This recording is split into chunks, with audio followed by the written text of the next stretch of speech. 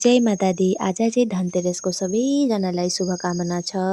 अनि जे ल्याउनु पर्ने बजारबाट आज ल्यायो, कौडी, गोमती चक्र, हल्दीको गाँठ, धनियाँ, झाडु यी सबै लिएर पूजा गऱ्यौँ।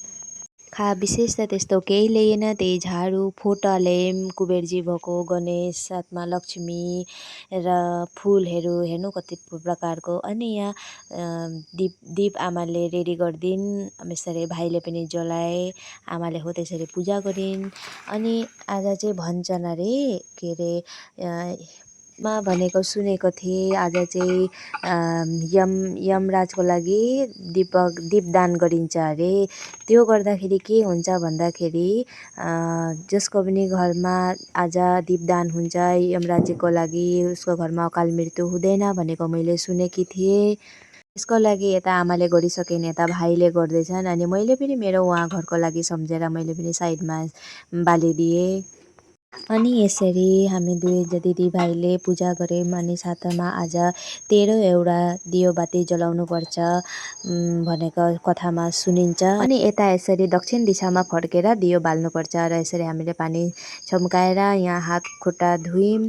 त्यहाँबाट अनि भित्र पस्यौँ। त्यहाँबाट साथै भाइले भन्न थाले म चाहिँ पट्का जलाउँछु, पट्का फुटाउनतिर लाग्यो। अनि यहाँ हेर्नु यसरी हामीले चारैतिर दियो बालेर उज्यालो पार्यौँ, कुबेरजीलाई स्वागत गऱ्यौँ। अनि यता भाइले चाहिँ पट्का फुटाउन थाले। यो चाहिँ हो मिनी क्रेकर्स भन्छ अरे। अनि सबैजनालाई भगाउँदै थियो, टाढो जानु छिट्का पर्छ भन्दै। अनि यहाँ यसरी जलाए। अनि यता म चाहिँ आरती गर्न पसेँ। सबै पूजाहरू गरिसकेपछि आरती गरिन्छ होइन। अनि आरती गर्न पसेँ म।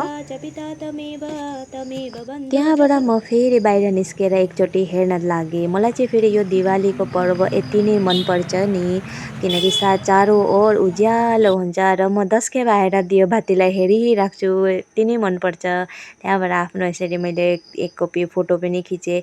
अनि आमा आज दुल्याजन गएकी थिइन् मोमबत्ती लिएर। अनि त्यहाँ जाँदाखेरि बोजूले बोलाउनु भएको थियो। बोजूले अनि छोरीको लागि जामा ल्याइदिनु भएको थियो अरे नेपालबाट। अस्ति छोरीलाई फास हेर्न आउँदाखेरि जामा सानो भएकोले गर्दाखेरि हेर्नु न बोजू भनेको कस्तो माया हुन्छ होइन भन्नु। किनकि अब त्यो नातिनीलाई त्यो जामा भएन भन्दा पनि फेरि नेपालबाट आउँदाखेरि सम्झेर त्यति माया गरेर फेरि जामा ल्याइदिनु भएछ। आजका लागि यति नै, भेटौँला फेरि अर्को